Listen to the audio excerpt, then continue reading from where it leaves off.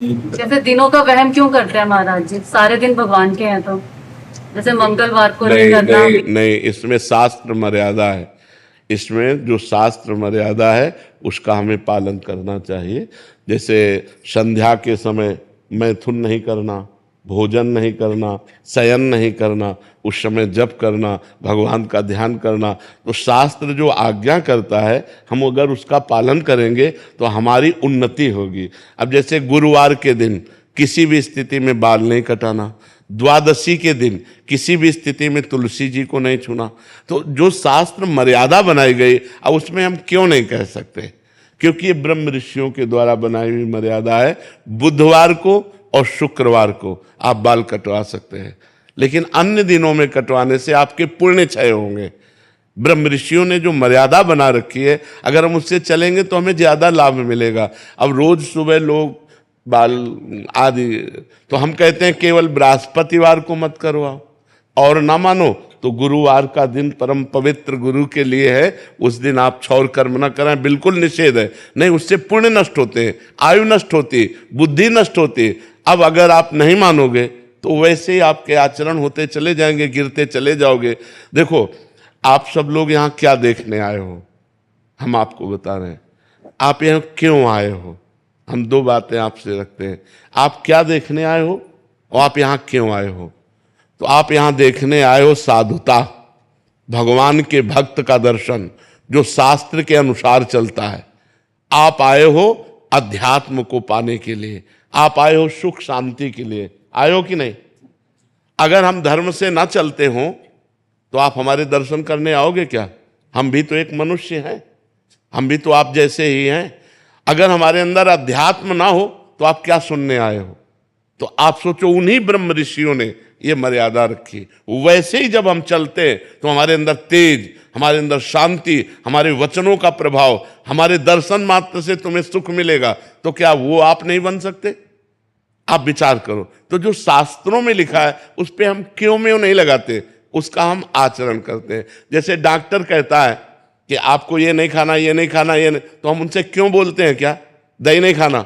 अरे भाई, दही तो बहुत अच्छी चीज है, क्यों नहीं खाना? क्योंकि तुम्हारा रोग बढ़ जाएगा। जब तुम ठीक हो जाओगे तब तुम सब कुछ कर सकते हो, लेकिन जब तक ठीक नहीं होते तब तक तुम्हें दही नहीं खाना, ऐसा मना किया जाता है ना। जब तक हमारा ज्ञान नष्ट नहीं हो जाता तब तक ये सब बातें, और ज्ञान नष्ट हो गया तो फिर कोई नियम नहीं, फिर वो सबके ऊपर पहुंच जाता है। जब स्वस्थ हो गया तो खूब दही खाओ, क्या परेशानी है? जब आप आत्मा स्वरूप में स्थित हो गए, देह भाव खत्म हो गया, तो बार बने या बना रखा रहे, क्या फर्क पड़ता है? तो हम अभी देहाभिमानी हैं, देह भाव से चलते हैं। तो हमें शास्त्र के नियमों का पालन करना। जो आज शास्त्र के नियमों का पालन नहीं करते हैं तो गिरते चले जाते हैं। अब ये शास्त्र आज्ञा करता है, जिस दिन से गर्भ आ जाए उस दिन से माता पिता को ब्रह्मचर्य रहना चाहिए। क्यों? क्योंकि वही वीर शक्ति फिर उसके ऊपर जाएगी तो उसके दिमाग पे, उसके अंगों पे वो कुप्रभाव पैदा करेगी, वो उसकी हानि पैदा करेगी और उसमें गलत संस्कार पड़ जाएंगे। कौन मानता है? शास्त्र जो आज्ञा करता है, अगर उसके अनुसार चलो तो आज सब सुखी हो जाएं। पर शास्त्र की आज्ञा का कहाँ पालन हो रहा है? बोले प्रातः काल उठना चाहिए, ब्रह्म मुहूर्त में उठ करके गुरुजनों माता पिता के चरण छूने चाहिए। कौन मान रहा है? प्रातः काल उठ के रघुनाथा, मात पिता गुरु नावै माथा, मातृदेवो भव पितृदेवो भव अतिथि देवो भव। कहाँ गया? पहले लिखा होता था घरों में बड़े अक्षरों में अतिथि देवो भव, अब लिखा होता कुत्ते से सावधान, नहीं लिखा होता। तो हमारे जो शास्त्र कहते हैं उस पे हम क्यों लगाने का अधिकार नहीं करते?